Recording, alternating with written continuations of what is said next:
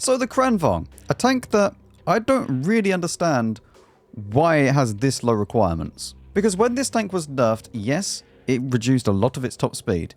However, you never really reached that top speed in the first place. For those of you that don't know, in update 1.18, we went from having this Kran, which is 2,900 DPM and 60 top speed, but effective top speed is only 42, to then having this, where you get less DPM, less top speed, however it kind of stays the same. The gun did also become a little bit more derpy. It goes from 0.35 accuracy to now having 0.38. But besides that, I don't think that anything else really changed, apart from those two stats. And then interestingly, in 1.26, this tank actually got buffed again because of the crew changes. Okay, that's actually true. In update 1.26, this did actually get buffed because they changed the crew members. Not by a lot though, let's be honest. It went from 24.47 base reload time, or effective reload time with 100% crew, to then being 23.97. That's the only change it made. But still, more DPM. But going back to the topic at hand, which is the top speed of the Kran, we got slightly distracted. If you go and max this tank out, this is what you can get to right now. It is 2.8k DPM, 50 top speed, and that is 50 on hard and medium, which is completely fine. This tank is more than fast enough around the map, and because of the way the track health system works, you have 300 track health by default on this tank, which means that you can use the left-hand field mod, which will increase your maintaining speed across all terrain types with the use of hardening. And you have more than enough track health to get, I mean, even 440 alpha damage tanks, they would have to high roll a little bit to track you in one shot. Now, if we go all the way back to 1.17.1, then yes, you are slightly slower than the current day Kran, but not by a lot. Remember, this is a 65 top speed, but you never reach it in the Kran because you only go at 54. And I mean, I don't know about you, but yes, 4 kilometers an hour is a bit of a big difference. That's basically a turbo, but not somehow just like tank destroying levels of slowness. Obviously, you lost a lot of DPM and the accuracy and whatnot in comparison to what we have now, but let's be honest, the Kran was a little bit too good back in the day. So today we're going to be playing 3 games in the Kran. We're going to be talking through it, showing you the strengths, weaknesses of it. We are using HP Turbo Stab because that is the go-to thing for this vehicle. I wouldn't bother putting vents on this tank. You need the turbo, you need the hardening, and you need the stab. There's no real room for vents in this tank personally. And I really don't want to play this tank without hardening. That's the only one that you would maybe consider dropping for vents, but personally I don't want to drop that. For the secondary build, however, as you all know, I will always have an optics build, and this build is just for Prokhorovka, mainly. You just sit in the middle, you do the spotting, you go back down, peek up, you have a very, very good turret at the end of the day, so you should be able to survive on the ridgeline as long as they're in front of you and not to your side or whatnot, but this is my kind of go-to spotting setup for proc. Otherwise, you're kind of just sitting in the middle of the map doing nothing for however long it takes for your light tank to die, which is usually quite fast. For the crew skills, this is the commander, which is also the radio operator. We have the gunner, which is also the loader, and the driver. By no means is this a tank review. This is purely just playing the tank, hopefully giving you some tips and tricks. So if you do want a full tank guide, I do have one on my channel. You should go ahead and watch that. And just briefly about the field nodes that I'm using, the left-hand side, as we've already spoken about in Tanks GG, we do the left-hand side for the aiming. You get the free view range with the right-hand side for number 5. For number 7, we use focus on mobility because I really don't like the mobility that you get in reverse speed. If you choose the right-hand side, we go all the way down to 10 kilometers an hour, which is just not good at all. And then finally, for number 8, we are using the left-hand side, which will increase the vehicle hit points and decrease the circle size after firing. This is not something that you want to pick the right-hand side for because the aim speed is pretty irrelevant on this, because if you control that circle size after firing, you should be fully aimed anyway by the time your next shot is ready. And then also we are using 50-50 ammo loadout. HE is pretty irrelevant on this tank, so 24-24 gives you more than enough rounds to deal with anybody that you meet, and that doesn't really matter if they're behind objects with the APCR or you're fighting heavy tanks hold down with the heat. One thing I will say though is that both of these shells are not exactly fast. 1000 shell velocity on the APCR, which is not great, and then 840 on the heat. Okay, so you join me on Mannerheim line. Now, we are going to go down to the south where the heavy tanks usually duke it out. So we should be fine here, actually, because this is a very, very good hold down location over this side. I'm probably going to need to fire a lot of heat to deal with these tanks, but it should be okay. What I would like to do is get into this location. Oh, hello, Jagdpanzer. Jagdpanzer is something that's actually very, very scary for this vehicle. Like, there's not a lot that really troubles this turret. Apart from artillery. But a Kran with 420 heat, that is a very scary tank to play against. I'm really enjoying my not being able to play the game so far. Now, the most important thing to know when you're playing this tank is that if you are on a ridgeline and you don't really have anything to do, just aim up. Oh, hello.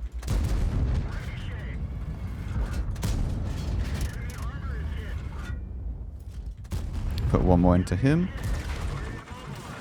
Gonna get my my medkit back. Remove the stun. Now you can reverse side scrape in this tank relatively well, actually. That Jagdpanzer just fired. Please, man. I can't play the game because of this artillery. Also, 3 Jagdpanzers. That is the matchmaker having a lot of fun with me, apparently. Interesting that we actually managed to even bounce that. Ooh. This is not an easy pen. There we go. Well, one less Jagdpanzer to deal with. Put one last shell into him to see if we can get anything more out of it. We don't. Now we just have to sit here and wait. It looks like we've lost the north though. Like this game's already over pretty much. I don't even know how that stuns me for 13 seconds when it lands there, but sure. Yeah, unfortunately our team is just thoroughly useless.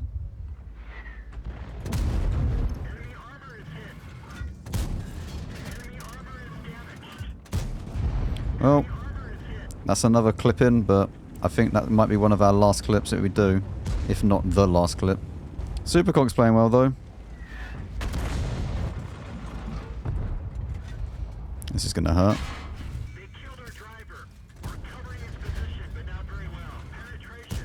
I can't even pen that. Finish him off. And I think that's our last little bit of damage that we're gonna do though. 12 seconds left. I don't think we're going to get another shot out. No, we're dead here. Yep. Nothing you can do. It's 3-10. There's no way of you even winning this game. Your team is just completely useless. Well, that was good. I mean, we fired 12 shots, we hit 12 shots, but we penned 8. So it's not awful, but yeah, there's really nothing you can do in that type of game. I also just realized in the last game that I was using optics because I forgot to switch it. You remember I went in the game, I said, oh look, we choose this, and then you switch to it, and then it remembers that, and you go into the game with that. Because if you don't switch it, it doesn't change. So, yeah. But we are now using the correct loadout. I've also changed my mod settings, which hopefully should be working very well. Yeah, there you go. The numbers are back above the tanks of the somewhat correct size. Going to be crossing over to this to start off with. Up here now. And hopefully I'm going to intuition to heat here. Yep.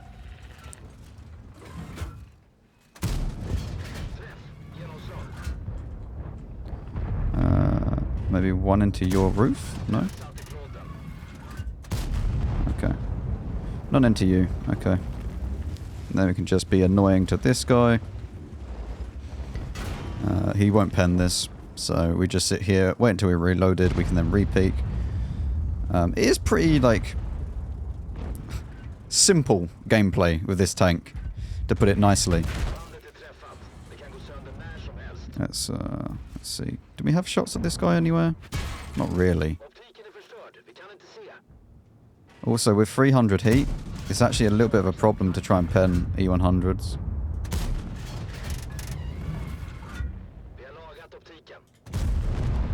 I mean, I don't really know what he was doing, but okay. Let's just continue sitting here again. Rinse and repeat. Yeah, just like with APCR, that is around about 310 or something like that. Heat rounds against E100 cheeks is a nightmare to try and go through. Like, look at this. You need around about 320 pen if I want to go through it at this angle. Or I get lucky and go through this. So, to be fair with you, I should just be firing APCR because it would be exactly the same. I'm either going to pen the turret roof or not at all. Okay, 705A just killed the E100, which means that we should now be able to push in a little bit and start to farm some more people here. I'm going to try and be a little bit... Okay, no, I hit the wall. Wonderful. Well, I can't really do much against those two because they will die before I can do anything.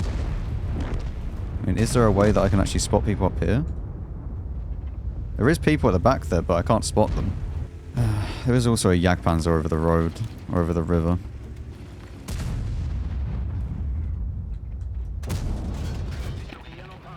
Okay, one into him. We should be able to get one more into him as he crosses this as well. We should go for the reload now. Alright, 1.8k. It's not exactly a great start. Ideally, you would want 2 clips. But it's should hopefully be okay. As long as we can find some more people to deal with, we're okay. Are you going back? Really? What did I hit? I mean, I'm not going to miss that one, and I'm reloading again. I guess we reload again, and then we wait. It looks like we've won this game, though. The one thing that I'm really scared about is the FV. I don't know where the FV is. He could be at the very back of the map, along with the gorilla, which is a very, very big issue. Especially considering I wouldn't really be able to spot him as reliably. Or he could just be around one of these corners, so... I got spotted. I don't know whether or not that was from the chief. There's the FV. As suspected, he was up there. Deal with this guy, get him out the game. Maybe one into this gorilla if we're lucky. No. We even fully aimed, but nope. I would love to push through, but again, I don't want to just suddenly die. Ally drowned, 705A. Ah. Interesting. I'm going to push forward, see if I can get a... Okay. Or he just gets absolutely obliterated instantly. Where's the Blitzkowitz? He's not a sniper. If we can get a spotting, then this is going to be great. At least then we get the combined damage rather than just the pure damage. I swear, like, this Blitzkowitz is going to be sniping up here, isn't he? I bet you his team absolutely love him. Oh, there's a TVP. Right, finish that off because that's a lot of damage dealt. And then, is the Blitzko up here? Yep. Oh man, it's just like it's so dumb.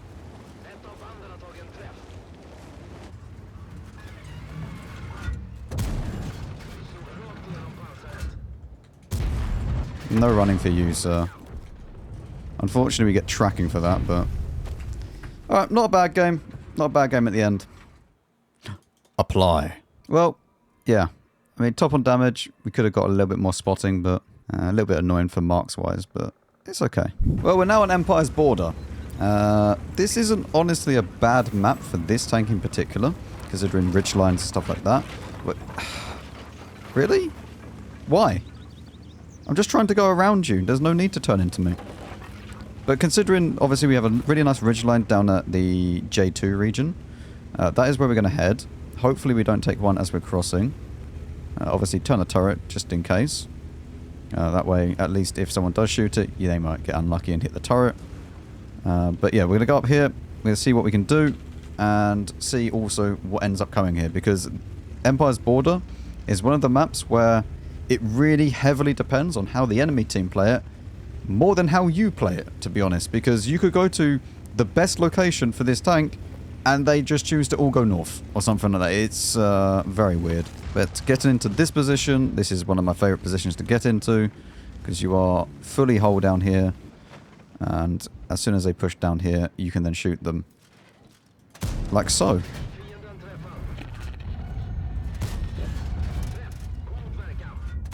And an excellent first starting off clip.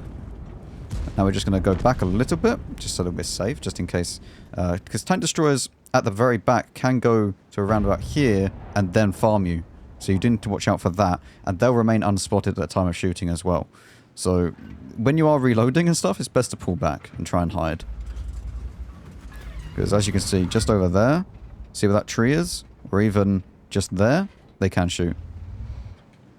So that is something to watch out for with this position. They are quite heavily armoured, so we are going to intuition into heat. And then we're just going to look at the map and see what's happening around there. Because not a lot is going on right now, and it's impossible to really push this. Because then up there, they just then, you know, shoot you as you're going through. So it's best not to really push this. Until you know what's going on around the map. Okay, what we're going to do then... I mean, I'm just trying to see. That chief is taking a lot of damage. I tell you what though, by the time that I go all the way around there, this would have been able to push. So I think that our best bet is to push down here now. We have a T10 here. The tortoise hasn't been spotted, which probably means that the tortoise is with the T10. But we should just push this to try and get round behind them. Because up there in the middle, they are... Yep, there's the Mino. This is actually completely fine though. They need to push around. They can't just sit here doing nothing. Like what our team needs to do is just push into the Mino. I'm on reload now though. They're too static. You need to push and kill the Mino. Like all of these three, easily kill the Mino right here. Alright, well, I'm going to have to push because my team doesn't know how to play the game. Very cool. Come on. Please go in and help. Okay, I'm going to bounce off the lower plate. Go in. Yes. I'm going to die for this because my team are now only just pushing. At least, look, I made the push. I made my team actually play the game. Imagine that. That's my last shell into that. They should now be able to kill that. Man, they keep pushing back. Just go forwards. Like, it's not difficult. Is it really this difficult to realise that it's a 4v1 here? And then the T10 can't really do anything? I don't know. I don't know.